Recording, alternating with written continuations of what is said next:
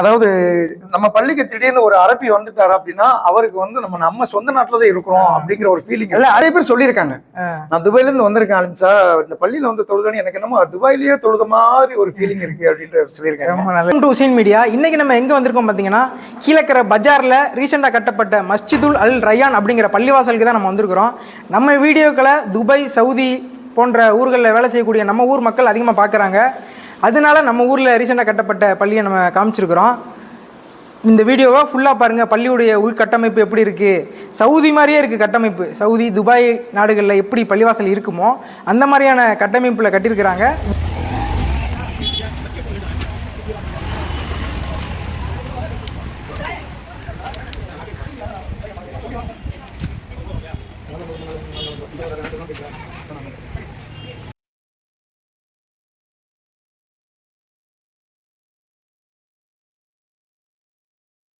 இப்போ நம்ம பள்ளிவாசலுக்குள்ளே போயிடலாம்.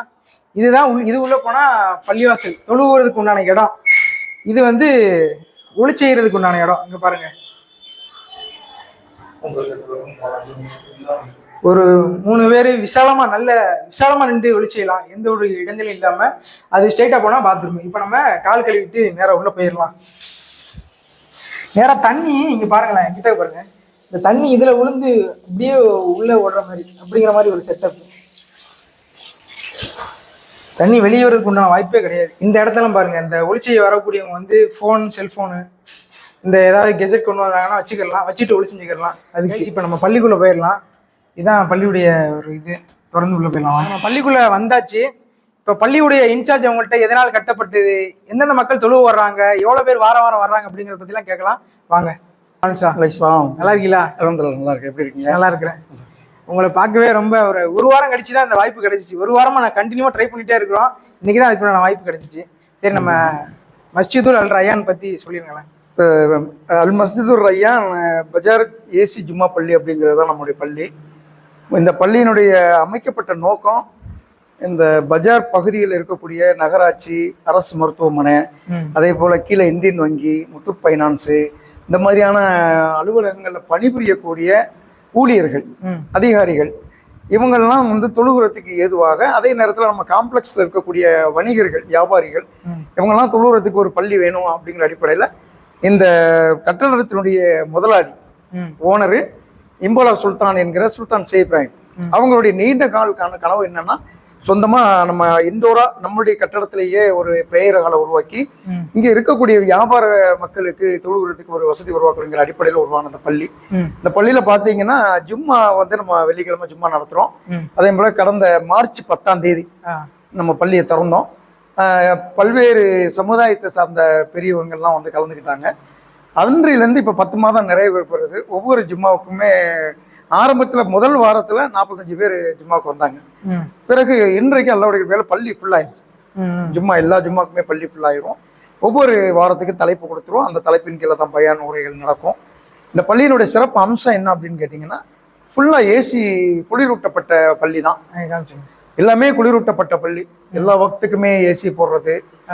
அந்த அடிப்படையில் இந்த பள்ளியினுடைய அமைப்பு ஒவ்வொன்றையும் பார்த்து நம்ம இம்போலா சுல்தான் வந்து ரொம்ப பார்த்து சொந்த பணத்தில் கட்டப்பட்டது. சொந்த பணத்தில் கிரவுண்ட் ஃபண்டிங்லாம் கிடையாது. எந்த ஒரு கான்ட்ரிபியூட்டும் கிடையாது. எந்த ஒரு டொனேஷன், யார்கிட்டையும் டொனேஷன் வாங்குறது கிடையாது. இந்த பள்ளியினுடைய இமாம் இப்போதைக்கு நம்ம ஷவுல் ஆலிம் சலாஹி இவங்க தான் இப்போ இமாமா இருக்கிறாங்க. இவர்களுக்குரிய ஊதியம், பள்ளியினுடைய மின்சார பில் கட்டணங்கள், மற்ற பள்ளியினுடைய பராமரிப்பு, இது எல்லாமே சொந்த பணம் தான். இம்போலா சுல்தானுடைய அவருடைய சொந்த பணத்தில் தான் அந்த பள்ளியை ரன் பண்ணிக்கிட்டு இருக்காரு. இதுக்காக இந்த பள்ளிக்காக ஒரு நயா பைசா கூட யாரிடத்துல நம்ம டொனேஷனாக வாங்குறதும் கிடையாது, கேட்கறதும் கிடையாது. இது ஒரு சிறப்பம்சம். இந்த பள்ளியினுடைய இந்த கார்பெட்டை பார்த்தீங்க அப்படின்னு சொன்னால், இது அரபு நாடுகளில் இருக்கக்கூடிய கார்பெட்டு. இந்த கார்பெட்டு கீழே ஃபோம் போட்டு நம்ம கார்பெட் போட்டிருக்கோம். நடக்கிறதுக்கே நல்ல ஸ்மூத்தாக இருக்கும். அந்த நீங்கள் அந்த ஜும்மாவுக்கு வந்து பார்த்தீங்கன்னா தெரியும், அரபு நாடுகளில் சவுதி, துபாயில், சவுதி அரேபியாவில் இருக்கிற மாதிரியான ஒரு அமைப்பு தான் ஜும்மாவில் ஃபுல்லாக நாங்கள் வந்து ஸ்ப்ரே பண்ணி. குறிப்பாக சொல்லணும், ஜும்மாவில் வந்து பக்கத்தில் நகராட்சி இருக்கிறனால என்னன்னு தெரியல, சேர்மன்ல இருந்து முக்கிய அரசியல் கட்சிகள்ல எல்லா பார்ட்டிஸ்ல உள்ளவங்களுமே நான் இங்க பாத்துருக்கேன், வர்றாங்க. ஆமா, ஒண்ணு கூட இடமா ஜும்மால வந்து கீழக்கரையில முக்கியஸ்தர்கள்லாம் ஒன்று கூட இடமா. கண்டிப்பாக, எக்ஸாக்ட்லி. இப்ப நீங்க சொன்னது அது ஒரு முக்கியமான பாயிண்ட். ஏன் அப்படின்னு கேட்டீங்கன்னா, பொதுமக்கள் யாராவது தலைவரை, துணைத் தலைவர், கவுன்சிலர்ஸில் பார்க்கணும், அவங்களோட சந்திச்சு பேசணும் அப்படின்னு சொன்னால் நம்ம பள்ளிக்கு வந்தாலே சாத்தியமாயிரும். ஜும்மாக்கு வந்தாலே நம்முடைய துணைத் தலைவர் அமீர் சுல்தான் இங்கே தான் தொழுகைக்கு வர்றாங்க. அதே மாதிரி மீரான் அலி கவுன்சிலர், நசுருதீன் ஒவ்வொரு வாரமே அவங்க பிரதானமாக இங்கே வந்துருவாங்க. ஜும்மா எல்லா கட்சிக்காரங்களும் வராங்க, எல்லா கட்சிக்காரங்களும் வர்றாங்க, எல்லா அமைப்பை சார்ந்தவங்களும் வருவாங்க, வியாபாரிகள் வர்றாங்க, பொதுமக்களும் வர்றாங்க. இது ஒரு நல்ல ஒரு அம்சமான ஒரு ஒன்று கூடுதலுக்கு உண்டான ஒரு பள்ளி தான். இது ரொம்ப சிறப்பான முறையில் அந்த பள்ளியை ஒவ்வொன்றையும் பார்த்து பார்த்து இம்பலா சுல்தான் வந்து உருவாக்கினது தான் இந்த பள்ளி. இது அல்லாவுக்காக உரிய பள்ளி. இது இந்த பள்ளியினுடைய விஷயத்தை எடுத்து சொல்வதற்காக நீங்களும் வந்திருக்கிறீங்க. எங்களுடைய அல் மஸ்ஜித் ரய்யானுடைய பள்ளி நிர்வாகத்தின் சார்பில் உங்களுக்கு எங்களுடைய மனமார்ந்த வாழ்த்துக்கள், பாராட்டுகள், நன்றிகள். இன்ஷா அல்லாஹ் நம்முடைய மக்கள் வந்து இதை பயன்படுத்திக்கிறோம்.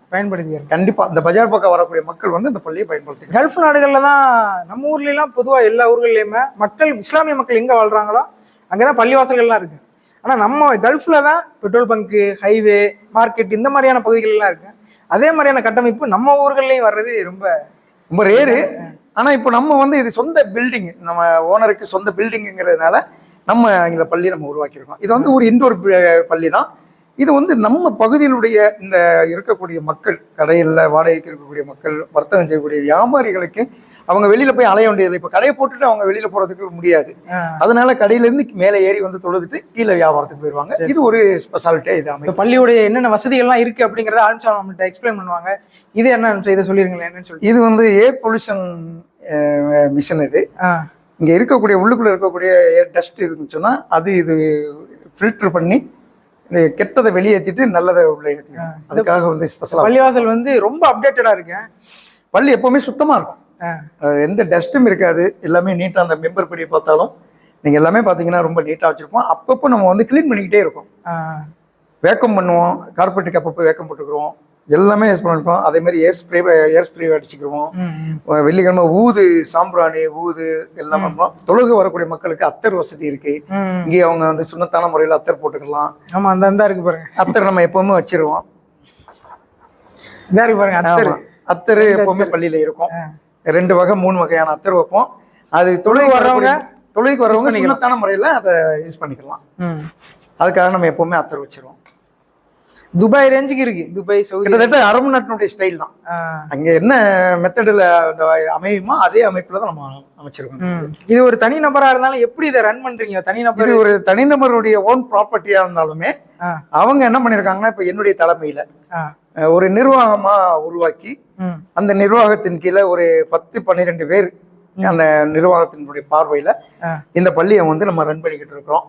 இதனுடைய செக்ரட்டரின்னா MMK ரஷீத் அவருடைய செக்ரட்டரி. அதே மாதிரி பொருளாளர் சித்த வைத்தியர் நம்ம தாவூத் டாக்டர்னு சொன்னா உங்களுக்கு நல்லா தெரியும், பழைய தாவூத் டாக்டர் அவங்களுடைய சகோதரர் ஹாஜி அமீதின் பாய் தான் வந்து இந்த பள்ளியினுடைய பொருளாளராக இருக்காரு. இவங்க நம்ம பிலால் பாய் மக்களோட தொடர்புல உள்ளவர். இவர் என்ன பள்ளியினுடைய கமிட்டி உறுப்பினர். இந்தியன் சூப்பர் மார்க்கெட் அப்துல் சமத் வந்து நம்முடைய கமிட்டி உறுப்பினர் தான். அதே மாதிரி பொறியாளர் ஆசாத் பாய் வந்து நம்முடைய கமிட்டியினுடைய உறுப்பினர்.